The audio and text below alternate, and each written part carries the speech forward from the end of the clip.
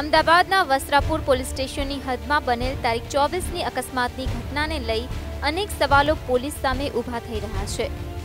વાત જાણે એમ છે કે આ અકસ્માતમાં બાઇક સવારનું મોત નીપજ્યું અને તેની પાછળ બેઠેલ હાલ સારવાર લઈ રહેલ છે, તો બીજી તરફ 36 કલાક વીતી ગયા હોવા છતાં કાર ચાલક અને કાર માલિક ફરાર છે।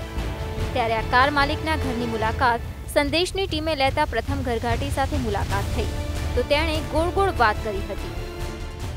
सर वो तो मेरे को मालूम, इतना मालूम है कि बाहर गाँव गए, वो कहाँ गए ये मेरे को मालूम नहीं है। और इस घर में कौन कौन रहता है? वो साहिब रहते हैं, बहन रहती है विस्मय भाई। अच्छा। और विस्मय भाई कब से बाहर गए? वो तो लगभग 5-6 दिन हो गए। अच्छा। और साहब का नाम क्या है? अमित भाई। और मैम का नाम? बीना बहन। अच्छा। वो कौन से अस्पताल में डॉक्टर है? कौन? डॉक्टर साहब अमित भाई। वो तो इधर कहीं है, दवाखाना है उनका। अपना खुद का नाम? हाँ खुद का। आपका? हाँ। कहाँ पर है? वो इधर है, क्या लॉ गार्डन बोलते हैं ना, इधर कहीं है। अच्छा।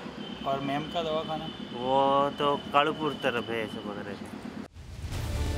तो बीजी तरफ घरगाटी साथे वातचीतमां आपे जाण्युं कि घरमां कोई ज नथी अने ते क्यां छे अने मकान मालिकनो मोबाइल नंबर पण न होवानुं जणाव्युं।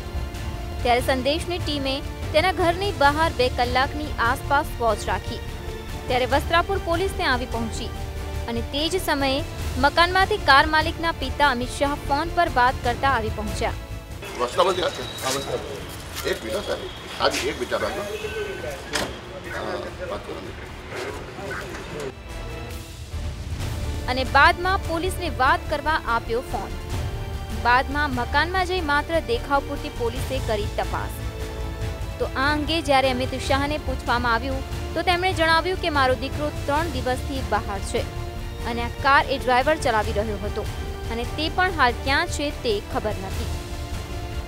તો પોલીસે 36 કલાક સુધી શું કર્યું તે અંગે પૂછતા સરનામું ન મળ્યું હોવાનું જણાવ્યું છે।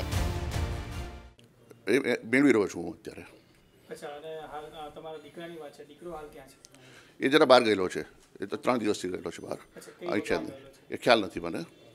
અચ્છા। તમારો દીકરો છે જેમ છતાં પણ તમને ખબર નથી કઈ જગ્યાએ છે હાલમાં, તે અંગે શું કહેશો?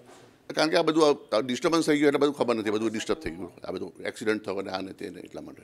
અત્યાર સુધી એનું ચંદીગઢનું એડ્રેસ મળી આવેલ અમને અમારી પાસે, એટલે અમે ચંદીગઢ દૂર હોવાથી જઈ શકીએ નહીં અને અમદાવાદનું એડ્રેસ મળેલ છે જેથી એના ઘેર આવેલ।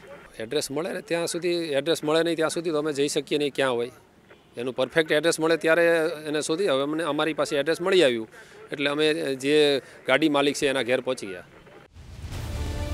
હાલ તો વસ્ત્રાપુર પોલીસ સામે તપાસ અંગે અનેક સવાલો ઊભા થઈ રહ્યા છે, ત્યારે હવે સમગ્ર ઘટનામાં ક્યાં કોની મિલીભગત છે તે તો આવનાર સમય જ બતાવશે। મિતેશ ગોહિલ, સંદેશ ન્યૂઝ, અમદાવાદ।